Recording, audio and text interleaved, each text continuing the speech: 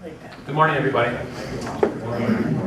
you for coming. For those that don't know who I am, my name is Brad Gugath, Director for your Marshall Chapter. Appreciate everybody coming this morning.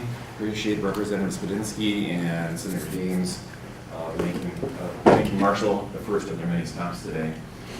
So as I heard on commentary on the video yesterday, it's almost like this session didn't happen, which is a really disappointment. There's a lot of good bills that got all the way to the governor's desk. It didn't go anywhere from there, which was a little bit disappointing. Chris and Gary did a lot of time and effort, a lot of late nights to make some of these bills happen. There seems like there's a little bit of hope for the bonding bill. You can see on the whiteboard there. If you're in favor of the bonding bill, please make a phone call sometime today. But with that, I'm not going to take any more time from Chris and Gary. Sure. Thanks again for coming. Chris Wazinski, your state rep. Appreciate the opportunity to come before you, kind of doing our session wrap-up town hall. Appreciate the City Marshal, but also the Merit Center for hosting us here today with the coffee and the cookies and all of that. So, this year was a kind of a policy with some finance year. We had tax conformity, had a major work to do with the tax conformity bill. We had the federal government do a large tax bill in the last few months and did a lot of work on that tax bill to try to conform our state taxes to kind of the federal 179s, a lot of different other policy provisions in the tax arena that wound up middle of the day yesterday getting vetoed, and also with that had a lot of the funding and other priorities that we had across the state in there. Higher education, the 7% program, among many others. And sadly, Governor Dayton decided to veto that yesterday. Just very disappointed. So we can kind of talk a little bit about what was all in there, if you like. But some of the major components it was obviously the tax conformity, which had a lot of the to ease with doing your taxes. So from an accounting standpoint, bringing 179 deductions for equipment purchases to estate tax stuff, conformity, and Governor Dayton said it's nothing but a large giveaway to corporations and businesses as well. And that obviously, businesses are a big part of our economy. They create jobs. And conforming our federal tax system to the state is an exceptionally important thing to do. We also had from a policy standpoint, this year is mostly a policy, and we happen to have a very small surplus. So we had school safety dollars that were set aside. We had, for the 7%, so a lot of you maybe don't know, but those are the group home workers. So the federal government, when they did their budgeting, they wound up having a 7% cut to those folks. Those folks work exceptionally hard with the mentally disabled, the group homes, and the rest. And we made them whole. We brought them back to at least starting at zero. My goal was that we could at least give them a raise because they do a lot of great work for not a lot of pay. They see people on not just their good days, but also their bad. And unfortunately, that was in part of the bill and part of what Governor Dayton vetoed. With that, we also have a bonding bill. Brad spoke to that a little bit ago. The importance of that passing. We've heard both sides that he may veto the whole thing or veto parts of it. We don't know exactly. He seems to kind of be in a place that in the last few days, we were hoping that he would take a few extra days to read our budget proposal and our policy proposals, but rather they got vetoed. So if you do want to give him a call, I would highly recommend it and tell him why it's important to our region. And the rest. So with that, Senator Names, you want to chat a little bit? Thank you, Chris. And just touching base on the tax bill that was vetoed, one of the contentions that he really had is he has not been friendly to business and certainly not been friendly to agriculture during his entire term, but he was very upset about the federal bill reducing the tax rate for corporations. And in the federal bill, there's a repatriation for money earned in foreign countries. And typically what has happened in the past is when that money is earned in a foreign country, brought back into the states, it's taxed. Under the new federal bill, they are taxing it as it's earned in other countries, even if it's not brought back into the states, it's being taxed. So that would bring a windfall tax to Minnesota of about $200 million. When we started negotiating the tax bill back in January, started talking about this.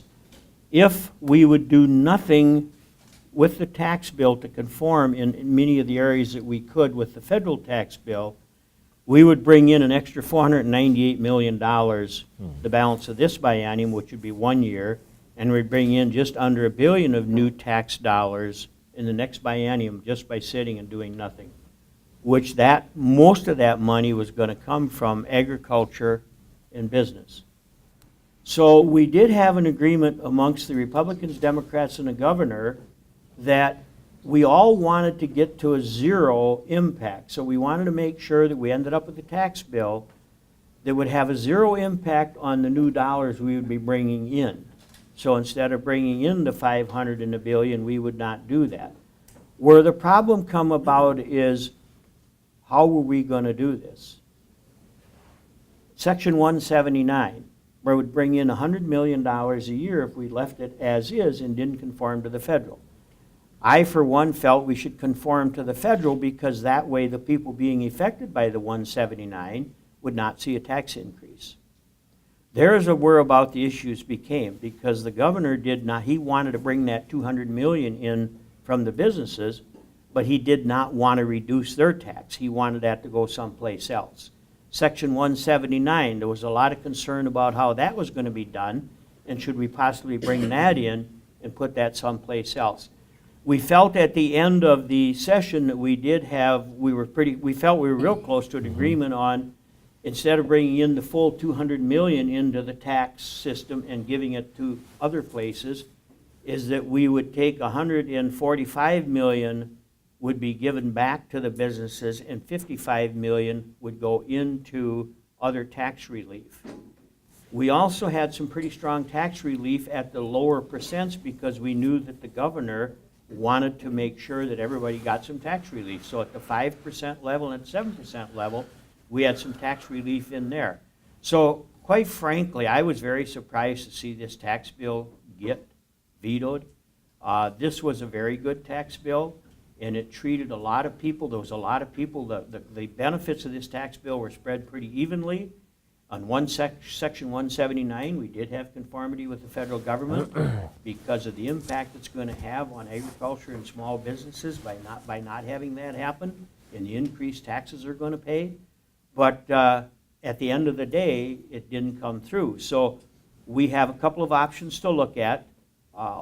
We will go back in January and make this one of our top priorities, and we will have a new governor. We don't know if it'll be a Democrat or a Republican, but I really don't feel we'll have somebody that'll be as tough to deal with as what Dayton has been over the last 8 years. It's been very hard to get agreements with him and not see the goalposts move consistently, and this is kind of what happened in the tax bill.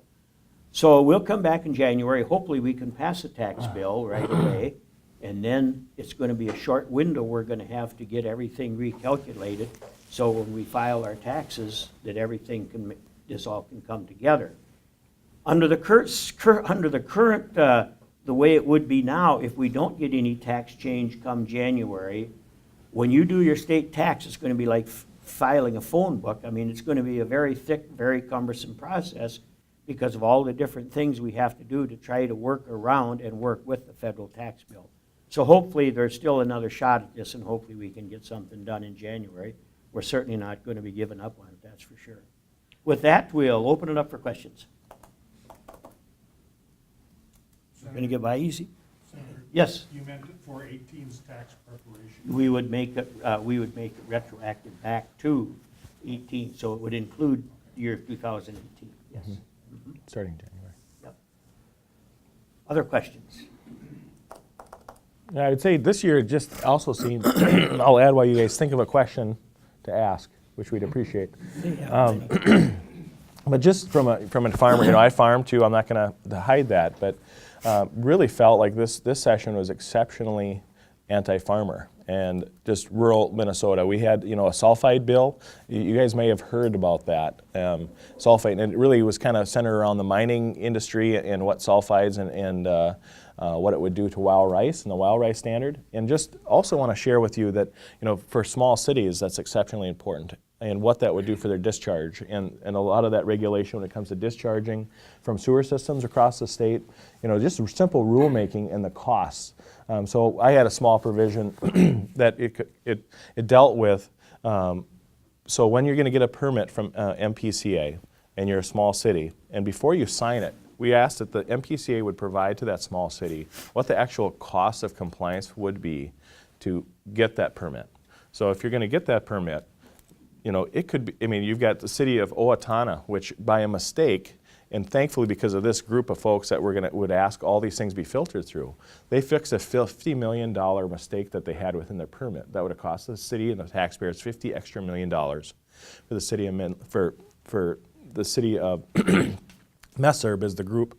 It's like the municipal, I can't remember exactly what it is, but it would have cost the city of in the city of Osaka, it was $50 million for the city of Owatonna, but the same issue would have been for the city of Osaka, which is a small town just east of Alexandria, over $11 million.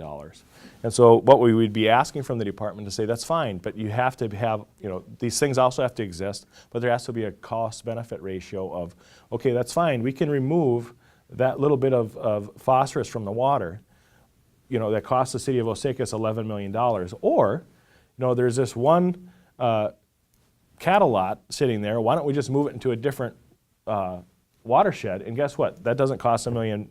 So let people be creative with this if we're having issues with phosphorus and nitrates and the rest. And just the nitrogen rule, just the soil loss tax that we've got going on through rulemaking, and just another thing was the $500 per linear foot. So Bowser had proposed, so Bowser has a board, and they've got 3 or 4 commissioners that sit on that board, so Governor Dayton's commissioners. And yet Governor Dayton didn't know that he was going to fine farmers $500 per linear foot if they were out of compliance, even if they were just out of a portion. So say you got your buffer, which is under contention, so you got 15 or 16 foot and 16 foot. If you were out like 1 foot on one side, you would not get fined $500 for that 1 foot outside. You would be fined $500 per the total amount of buffer that is supposed to be there, even if you were slightly out of compliance. And so thankfully, through outrage, I know Senator Dames called for folks to resign, which they probably should have. We were able to defeat that by shaming the governor and his staff. And so it seems over and over, when you look at the tax stuff and the tax changes in our rural economy, our small towns, exceptionally important work. So. Just touching on your sign up there on the bonding bill, Highway 23, Merritt Center, wastewater.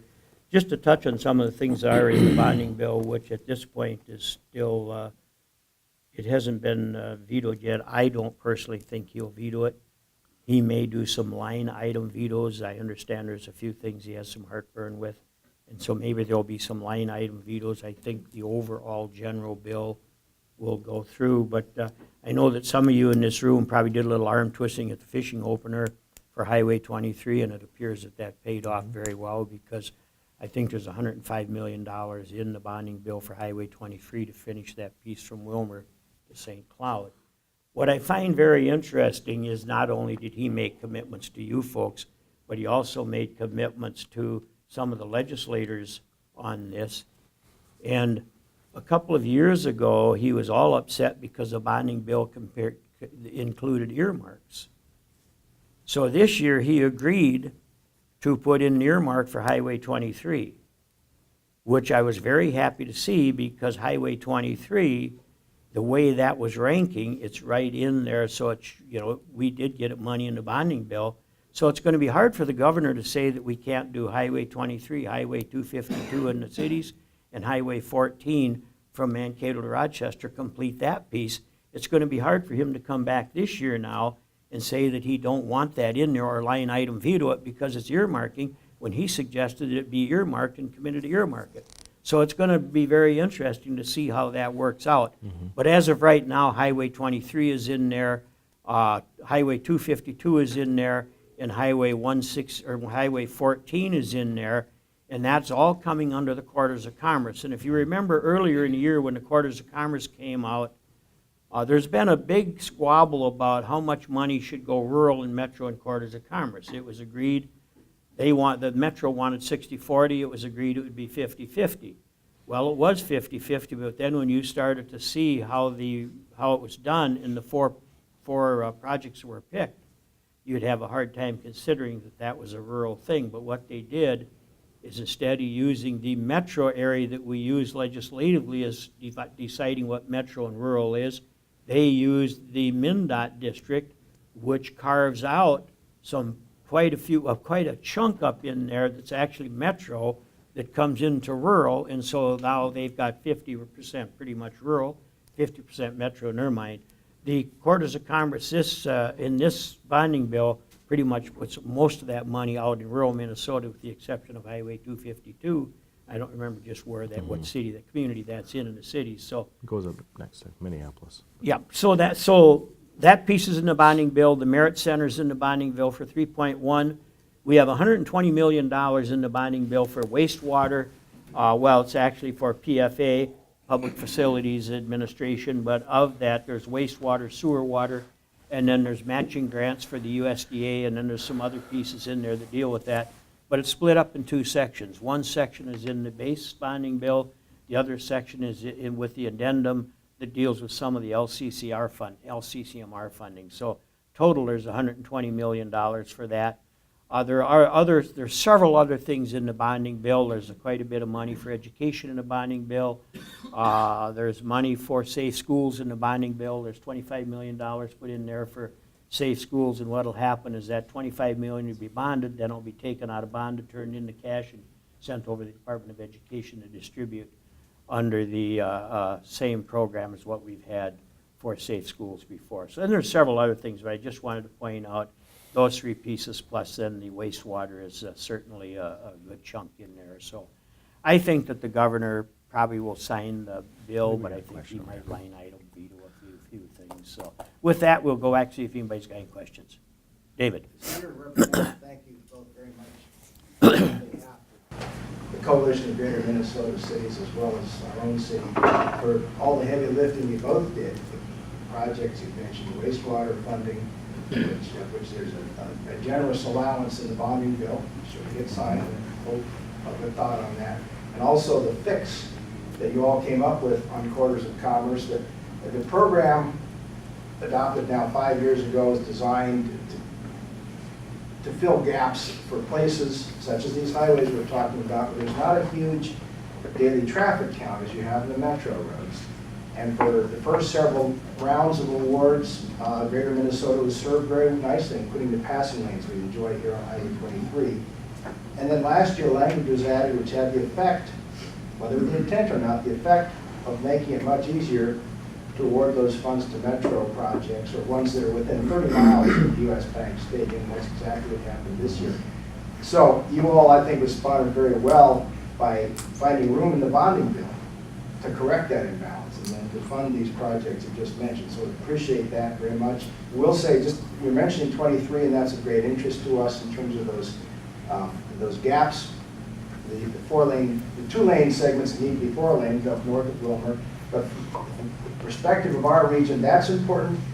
The portions on US 14 you mentioned are important, including ultimately coming into New Ulm. But also, just as important, and maybe more so, US 212. Those 2-4, very dangerous, heavily traveled, inadequately designed segments in Carver County. And that's been kind of an orphan stepchild. We've heard about 23, we've heard about 14, and it's terrific we're getting progress, but 212 really needs some focused attention for their sake, but very much for the sake of our region. So I just want to remind you that you already know about that. That's very important. But the other problem, the fact that the quarters of commerce language has created this imbalance is something several of us will be visiting with Representative Torkelson. He's our neighboring state representative, the other half of the Senate district, and chairman of the House Transportation Committee, and Scott Newman from Hutchinson, the chairman of the Senate Transportation Committee. Several of us from Marshall will be visiting with those chairmen this summer to talk about that very issue, what we can do to get some correction in the language so we don't have to go through this again. So that said, thank you very much for all you've done with this, with these 2 areas. Absolutely. In some of those areas in Highway 212, a lot of folks, we've heard about the Met Council. And so the Met Council essentially is a kind of a group of folks that are appointed by the governor that serve kind of the metro area when it comes to transportation. They have their own kind of select government, and we've tried to do some Met Council reform where we have actual elected, rather than those folks be chosen by the governor. We have elected people that are from like maybe county commissioners or city council people that would represent that group so that they would have a little bit different, rather than be beholden to the governor. They would be actually elected representatives that are voted from the people. And that Highway 212 project is a prime example of kind of that metrocentric thinking when it comes to that area. A lot of those, that narrowing of the road, those areas are within the Met Council's jurisdiction. And trying to talk to those folks to do anything transportation related outside of the 494, 694 ring is exceptionally difficult. And so, finding some reform within Met Council, I think, is very important as far as a key part. Even though it's in a different area of the state, it's very conducive to our transportation needs here in rural Minnesota, and that's why we even think about those types of things and how they're spent. But one other area that I don't think we touched on was just higher education when it came to the bonding bill.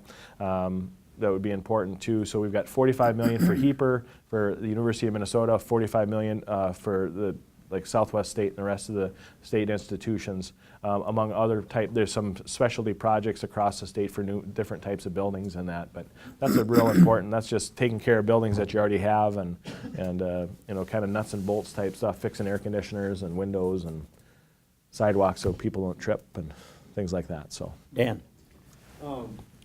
Given that the governor is saying there won't be a special session, it really leaves the bonding bill the only one in play of significance right Correct. now. Yes.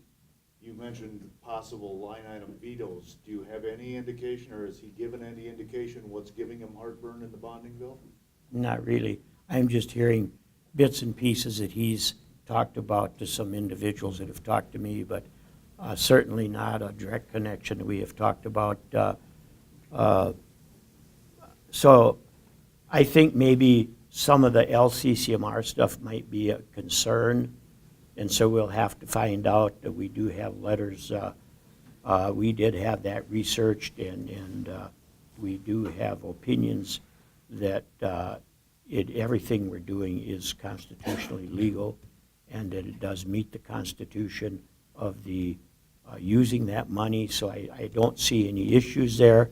But I'm sure until he has a chance to look at that, that's probably where one of Is them it is. unusual that LCCMR funding got in the bonding bill?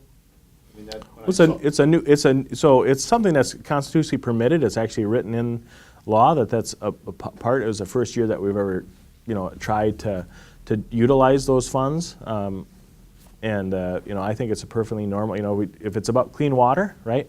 You can look at it from two different directions. You can look at it from, putting some grass on a hillside, or you can do it to actually like PFA dollars that actually, when you flush the toilet, it filters the water before it goes in the river. Where we look at it is rural economic development, where we give agriculture another stream of revenue. Sure. The Constitution in the corpus, it allows a certain percent of that corpus to be taken out above and beyond the percent we take each year. There is various one-time steps that you can do in the corpus for wastewater improvement, or for water quality, rather, improvement. And wastewater is certainly an improvement in water quality. There are people on the committee, which I serve on, that would debate that very, very heavily. That's not where it should be. But when you take a look at the rules of the corpus, this falls within those rules. And when we start looking at the billions of dollars of shortfall we have for helping with sewer and water in these rural communities, it's getting, the problem is rulemaking is changing the rules faster than the systems can keep up. Mm-hmm. So when you have a small community that still has 10, 15 years sitting out on a bond, and the bond's about half paid off, and they come and they're informed by PCA that they need to make changes now in order to qualify. And so now you're putting them out for millions of dollars again before they got the previous bond paid off. So we've been pushing very hard to get legislation that if a community puts in a new system, that system will qualify for the new rules until the bond is paid off. Because there's no way we can come back to these communities. You know, I mean, you have a community of 1,000, 1,500 people, and you take a look at their sewer and water bill, and you're gonna run that up to a couple $100 a month. And that's just so they can maintain the system, because there's just very few providers. There's not much of a tax base. So if you're gonna get these people to do that, you've got to give them some assurance that we're not gonna be back in 5, 6 years throwing something else at them. So we would like to see we would like to see the MPCA go to cost-benefit analysis. Do that, and use only scientifically improved. If they're gonna come out and require something in a permit, make sure it's scientifically proven to work, and not a pilot project for some small community that could get hung out to dry in 5 to 10 years for more things. So, yes, it is a different direction, but that direction does meet the standards. And I really think we gotta start taking a look at what we're gonna do with all of these sewer and water issues and how we're gonna handle those. And it changes constantly. Other Go ahead, questions? ma'am. Hi, I've had for the last couple sessions kind of a serious wish that the legislature would create bills that are a little more focused instead of these kind of cluster bombs that we get at the end of the session. I think that's good for me as a citizen, because I can study the legislature the legislation as it's being created, and I can make comments, and I can see who's responsible for what. I don't think it really behooves us to have bills sitting there that could have been passed because of some kind of political ploy. So I don't appreciate that the bills come to the end of the sessions and they're monstrous. I just don't think that's a good way to work, and I wish the legislature would back up on that a little bit so you could be more effective for Minnesotans. And I know that there's, I also would like to address another issue. I know that there's not too much love for the governor and a lot of his initiatives, but I have really appreciated his concern for things like simply water quality.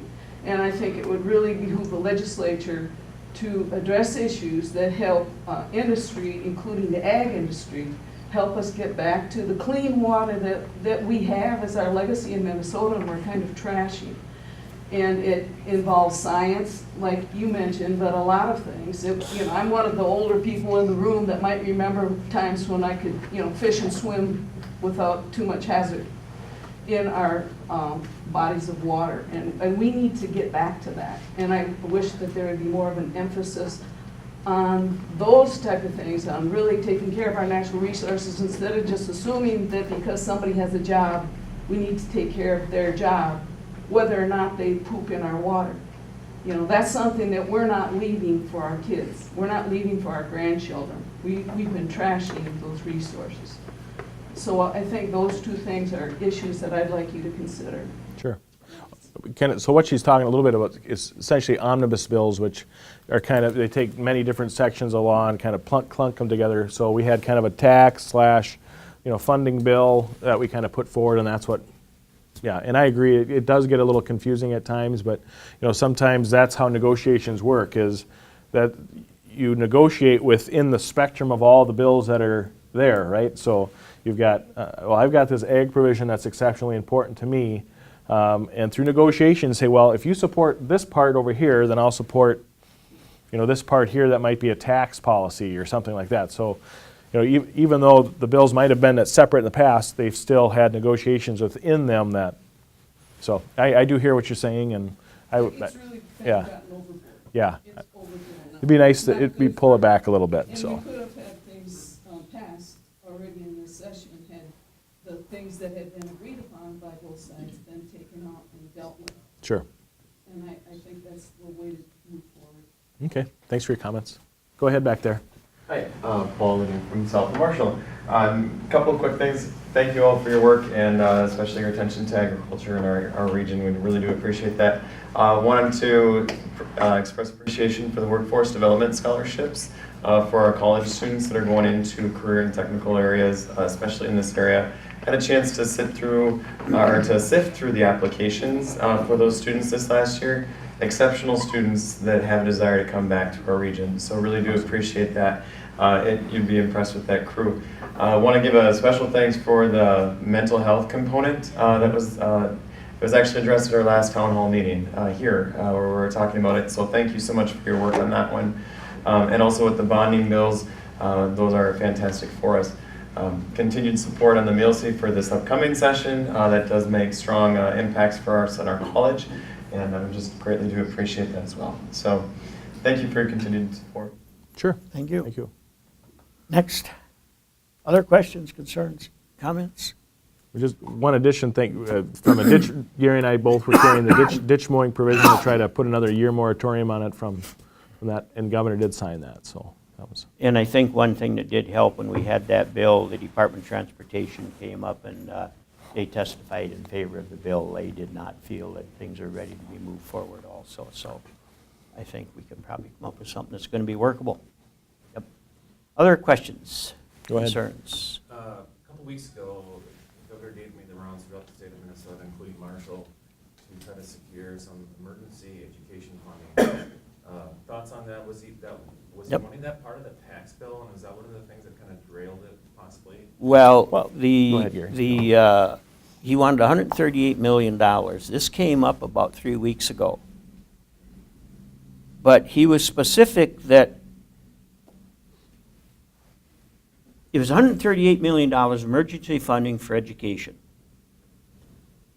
But when he distributed the money, he just distributed the same old formula that we used about 6-7 years ago, and the metro was going to get weighted much heavier than what rural was. So that, first of all, I didn't like that. Because if we're going to distribute money, a student in Marshall has the same value to me as a student in St. Paul or Minneapolis. So they were going to get considerably more of that pot of money than what we were. And it ended up to be, it didn't have anything to do with emergency funding because the schools that were really in deep debt problems, they were going to get the same as somebody that has a very financially strong school. The question becomes, if you've got leaders that have done a good job in their school and kept that school financially strong, why should they be penalized? So I think it should have been a student for a student. Where the real crux of the whole thing was, is he was back trying to get at the corporations. Because what it amounted to is the $138 million had to come out of the reparation money that I was talking about earlier. That's where he wanted those dollars to come out of. He criticized us because we took the dollars out of new money, but it wasn't new money where he wanted it to come from. So again, I think that education was used as the shield to try to get back at corporate money. Now, we did come up with $105 million, so we were short $34 million of what he asked for, but he didn't like the way where the money came from. Well, if it's new money that you're spending, why would you veto a bill because it wasn't where you specifically wanted it from? So there was more to that than just $138 million and just for these money for emergency funds. We put quite a bit of money into safe schools. And we requested that if we would come to the table and get up into that $100 million plus range, that it would be able to be used for safe schools versus emergency money, and he would use a student per student. And that was agreed to, but he didn't like where the money was coming from. But when we got to the safe schools part of it, we have a safe schools levy right now that schools can use. But we feel a lot of these schools need more money than what they've been able to get. And so we had $105 million, and every school district, the minimum school district would get would be $30,000 because it was per student. And if there weren't enough students to get up to a minimum amount where we felt we could do something, it was at $30,000. And we expanded the scope of what that could be used for. It could be used for resource officers. It could be used for counselors. It could be used for a psychologist. It could be used for mental health provider or mental health folks. It could be used for safety glass in schools, whatever the schools wanted to do in the building that was related to safety for safer schools, the funds could be used for that. There were several different categories these funds could be used for, so it's expanded considerably from what it's been in the past. And I think it's really unfortunate that that got vetoed, because it would have helped our local school districts considerably make these schools safer. So, but that's a conversation for another day. We will be back next year, and we'll pick this stuff back up, and we'll deal with it again next year. Yeah, Because so- it's something we have to deal with. So the total package of new money and then also increased flexibility. So, at the state government, what we've got is a ton of, mandates on our local school districts. And sometimes we tell folks where the money also needs to get spent. And so, at the state level, we've got a 2%, which should be staff development fund, which 2% or a mandate on it to school districts saying 2% of your total budget needs to be put to staff development. So that means, going to extra classes or travel or do many other different things. And, if there's an emergency, we said, well, since there's a financial emergency, we're going to allow school districts to use those dollars wherever they deem fit. And so the same with some of the special ed stuff. So the children classes, so for young kids when they go in like once a week, or there's all these silos of cash. And we kind of get rid of those silos of cash and say, if there's an emergency, just use it wherever you deem fit. Don't feel like the legislature or the state of Minnesota needs to dictate to you where those dollars need to stay within your budgets. Just spend it where you like. So But that was a one-time. that was a one-time. That was a thing. one-time. This was done in 2013 Mm-hmm. or 14. We had a lot of excess money setting into some of these accounts. Mm-hmm. The schools wanted to do this, and the legislature and the governor agreed, and it was a one-time deal. That's what this would have been again. There was 2 accounts it would have came out of, the staff development, and then if the schools wanted to use some of it in their community education. Statewide, there's $122 million sitting in reserve that hasn't been tapped for staff development. And then there's 56 or 57 million sitting in community education within the school districts that has not been used. It's excess reserves. So we felt that if people wanted to, it would be up to the local board to decide if they wanted to take some of that and put it into, say, schools. And so there was $175 million there plus $105 million of new money. Of the new money, 25 of that is still alive because there's 25 million in the bonding bill for safe schools. So, other questions? While you're thinking, go ahead. Darren Ron Marshall, Convention Visitors Bureau. Chris, thanks for taking time to talk about tourism this year and all the things that go along with the event funding. I know you had your fingers on, I think, over 60 bills that you helped author this year. Maybe talk about some of the things that you had success with this year rather than some of the negatives that we're dealing with here at the end. Oh, sure. Well, obviously the ditch mowing stuff, agricultural-related bills that are exceptionally important. Some of the policy stuff that we've been, working towards, just in general. From a mining perspective, I'm the Mining Forestry Tourism Chair, which kind of gives a lot of breadth to, you think of a farmer from southwest Minnesota, what do I have to do with mining? But mining is a very big area because it's not only taconite and gold and silver and copper, but it's also aggregates. And so from a transportation perspective in southwest Minnesota, aggregates are a very important part of what we do.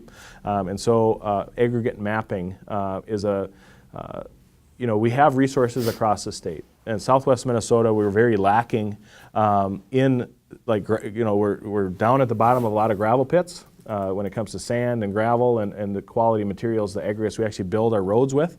One example that I use is so we just built that new bridge, I think it's Highway 36 or 52 that goes across St. Croix kind of by Stillwater there.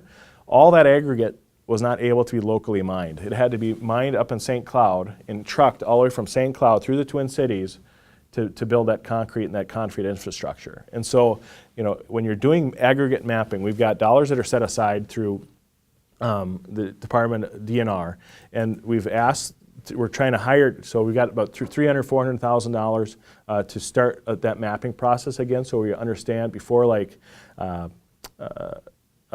a permanent easement gets on, or maybe the state turns over and buys a piece of land, that we analyze that ground that's underneath it for a resource, so that we can utilize it and maybe or ask counties before you build houses over the top of a potential resource of aggregate, that you would utilize that resource and then after it's been utilized, cover it up, reclaim it, and then you maybe build that housing development or put it in a permanent easement. And so that was kind of a big deal of starting that ball rolling. We have, I think, 18 or 20 different counties that are already on the list waiting to be mapped again. Chippewa County, I think Lyon County's on the list, all of southwest Minnesota. If you look on some of the roads that we have around here, they have a purple look to them when they recover them. And they're taking essentially stuff out of South Dakota and shipping it in to our counties here that's crushed down stuff from like Del Rapids, because like P-rock and the rest is so hard to find. So they're actually crushing that quartzite that's down there and utilizing it in our roadways right here in southwest Minnesota. And so what we need to do is find where those resources are. They're out there, and then make sure that we don't develop over them and then use them to drive the cost of transportation. That's just one of them. So. Other questions, concerns? Yeah. Childcare issues. Yes. Yeah. Still, especially rural Minnesota, we're fortunate enough to have Senator Klobuchar come and make her rounds. Had a good Yep. discussion with her a couple weeks ago. I know there were 2 or 3 bills this time around here at the Capitol. Where did they end up? A couple of those bills ended up into the omnibus bill, which got vetoed. But we had a hearing, I think it was the first Tuesday in May. We brought in the department and we brought in several folks that are child care providers to try to find out what's driving them out of the business. And it was very interesting to look at the statistics. The previous administration, we lost 100 daycare providers net loss per year. In this administration, we've averaged 800 net loss per year. So you go back and you start looking at what is happening.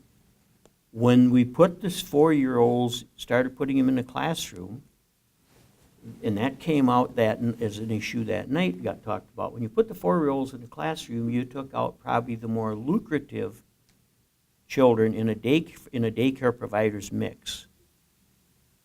The newborns are that require the most care, and it's the most expensive care. As the child gets older, they certainly need care and supervision, but it's a different type of care and it's less care. So first of all, we peeled a lot of those students out of the daycare provider's mix, which makes it tougher to survive. Then the next thing that happened, and there was this big move to unionize daycares.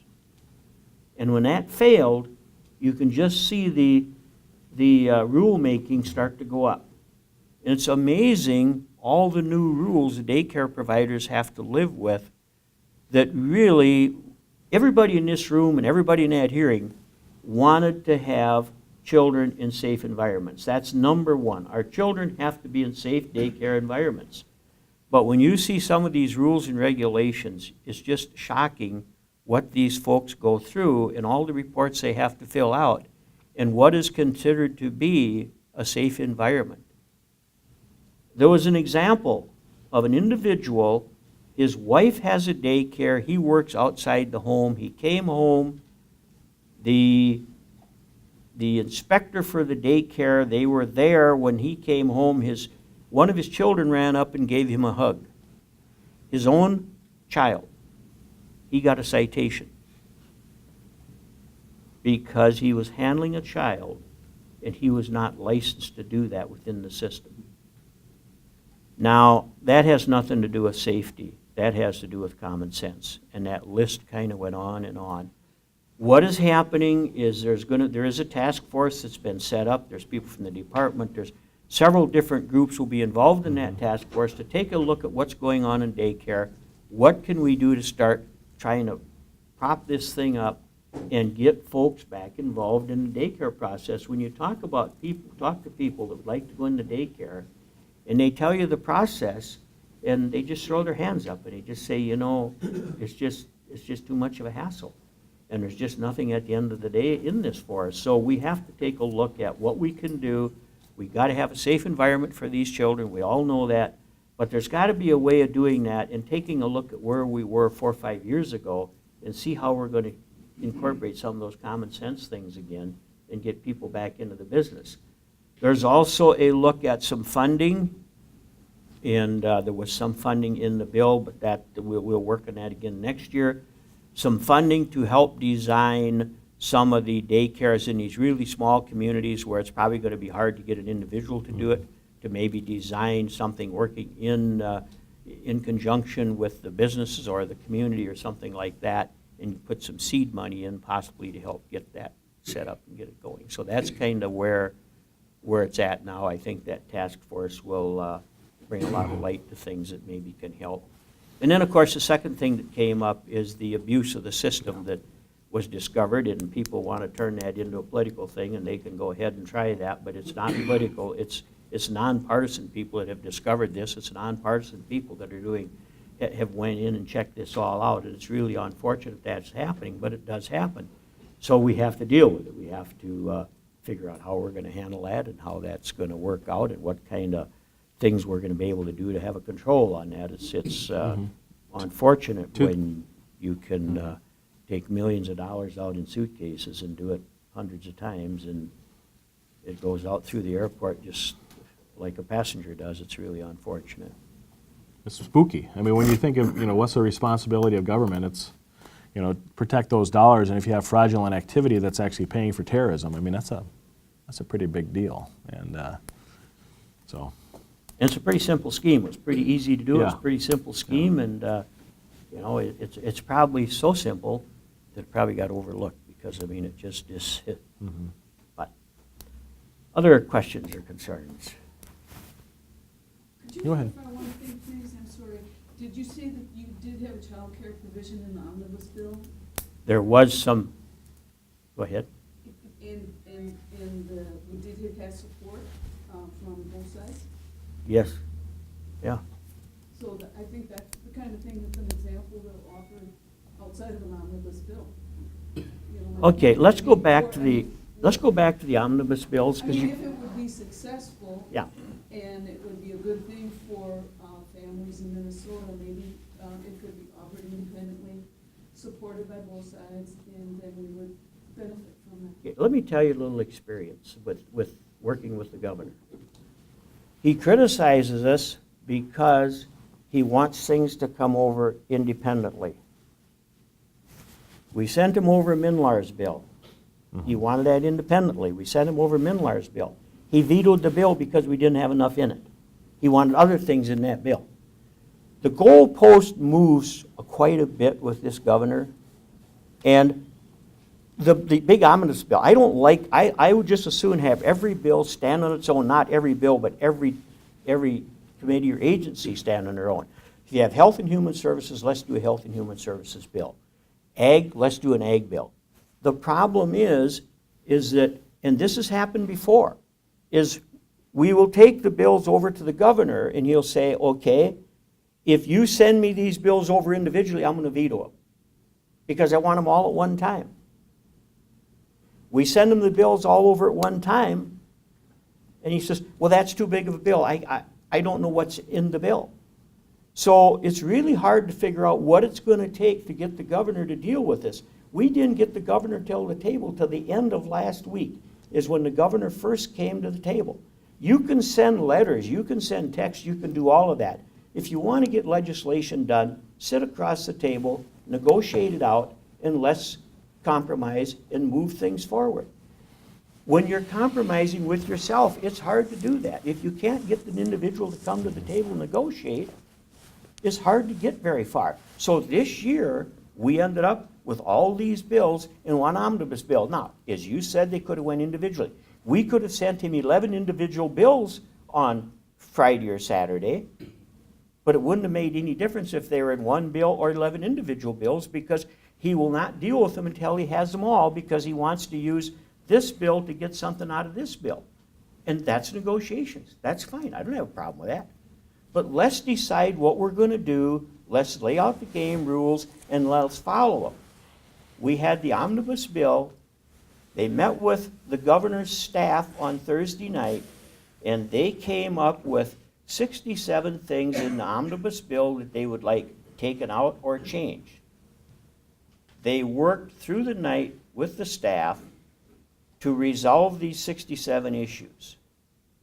The next morning, the committee reconvenes, and now the governor's got involved, and he has 117 17. issues to deal with. You can never keep, I mean, if it's 67, it's 67. It's 117, it's 117. Let's decide what it is when we're negotiating and keep the goalposts the same. You can't start at the 50-yard line and then start negotiating. And this is what happens. I agree with you. I'd love to see every bill taken up individually.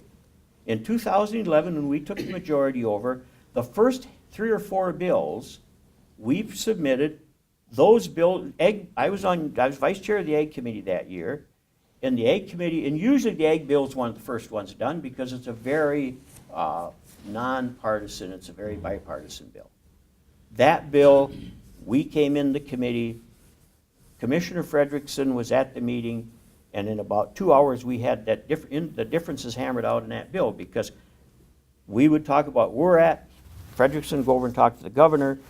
We kept working back and forth. In about 2 hours, that bill was done. We had 2 or 3 other bills like that. And then the governor, somebody got to the governor and said, you got to stop doing that, because you're giving up negotiation power here, because you're settling these bills individually. You want them all at one time. Mm-hmm.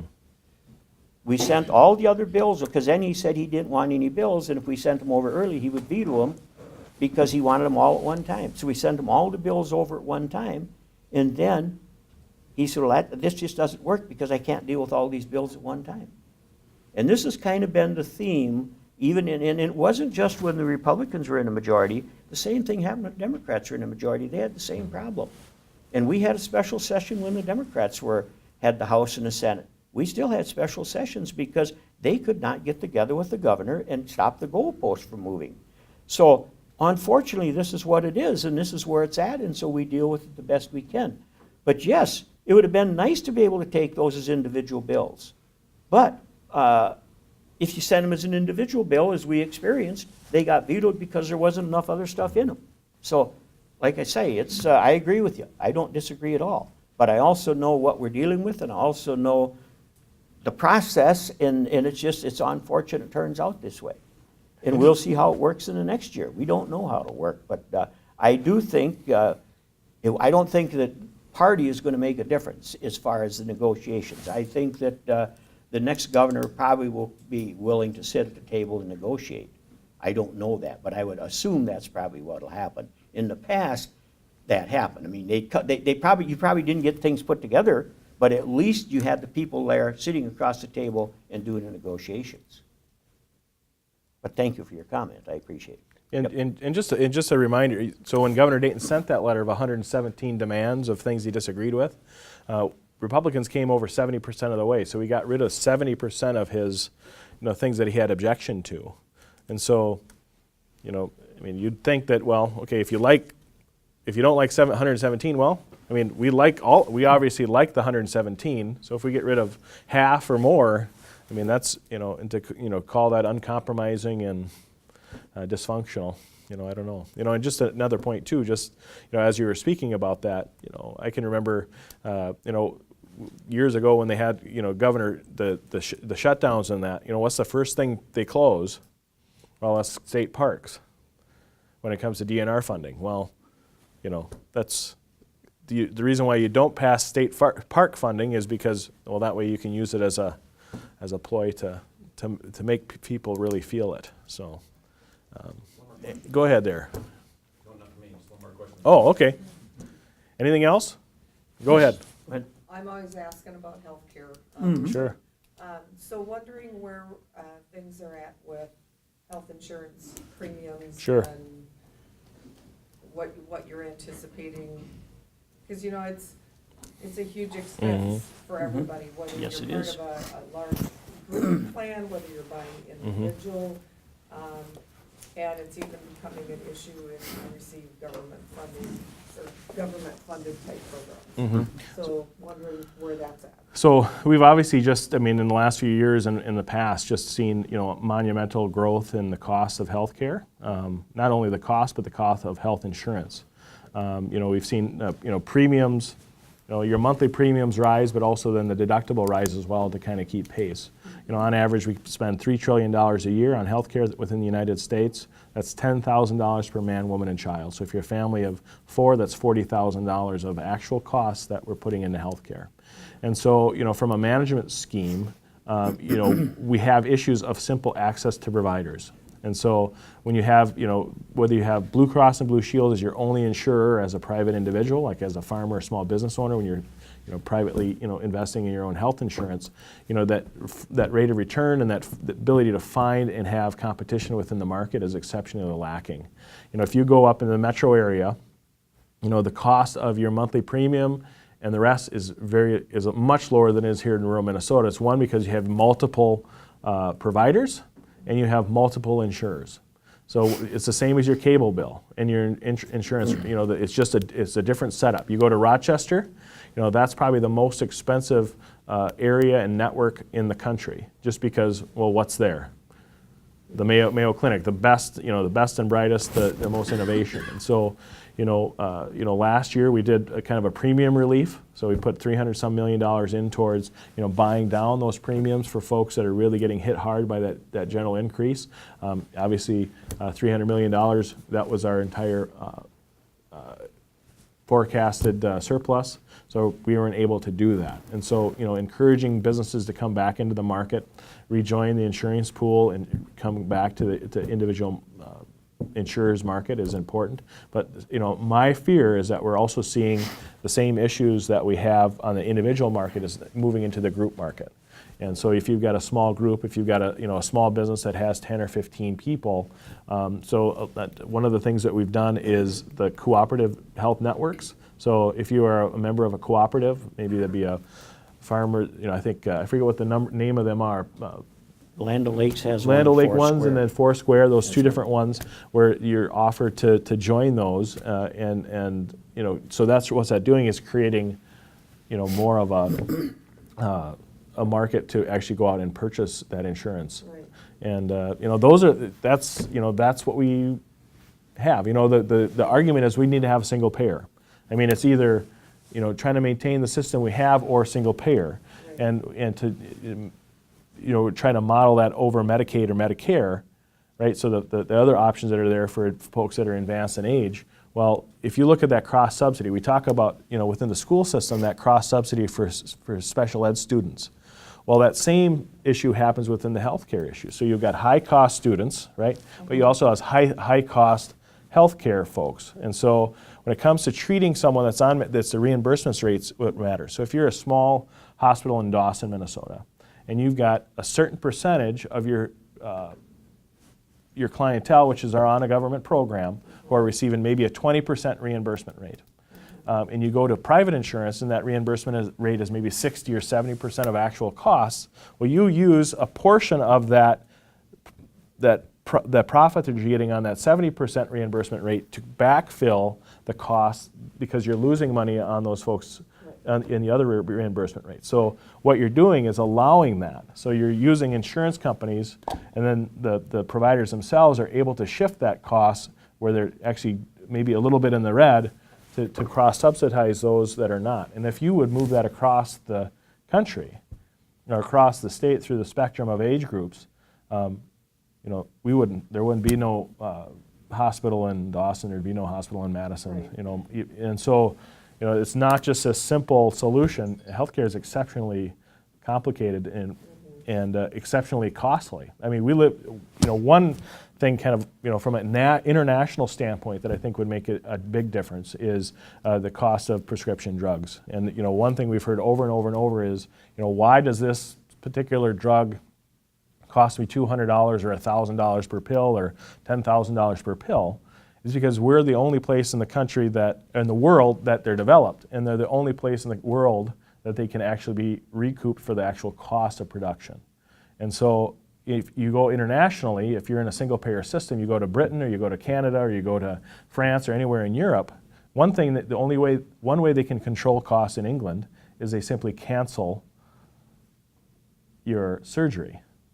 Okay, well, you just saved a bunch of money, right? You're not going to have that surgery. Here's a pain pill. Or if you do have a life-saving drug that's created in the United States, our patent laws don't necessarily transfer internationally. And so that cost burden doesn't ever get passed on to those patients. So it may cost them $1 or 50 cents to actually make that pill in Europe. Well, that's all the cost that they pass on to their insurers. They don't pay for that research and development and FDA approval. And so since we're a captured market where all the development happens, all that cost gets put on us. You know, if I were to ask President Trump one thing to do, you know, I'm not necessarily a steel tariff guy, right? I like open markets. I like our grain being freely bought. But I think in a prescription drug area, I think we should be going after these other countries that are first-rate national, that are taking advantage of our prescription drugs and things that we create that are life-saving, and make those people pay their fair share, so that all that cost doesn't get put on you Americans, but it gets spread out across the globe. I think that's how you're going to lower the costs, is because, you know, if you can guarantee that you're going to, you know, make your investment back, because these things cost billions of dollars, and if you have a rare disease, it's even worse. There you go. Part of the issue with the health plans, though, in my opinion, is that there's not the oversight that's necessary of the health plans and how they create their networks. And it's just really challenging for people. For example, there's no plan on the individual market that includes the Mayo Clinic. The only way you can access the Mayo Clinic in network is through a group plan. That's an agreement between insurance companies and the hospital, and when they do their cost analysis, you know, a lot of times that's what, you know, it's based on. Well, you know, this individual, what do you want to charge for it? You know, what do you expect for reimbursement? You know, all those different things down the line, and you know. It has come that time. Yeah, We do need sorry, to guys. head out to the next place, but thank I you spoke folks too long. very much for coming. We certainly appreciate On it. that one, he always If you steals need to everything. get a hold of us, certainly get a hold of us at our office. Thank you, guys.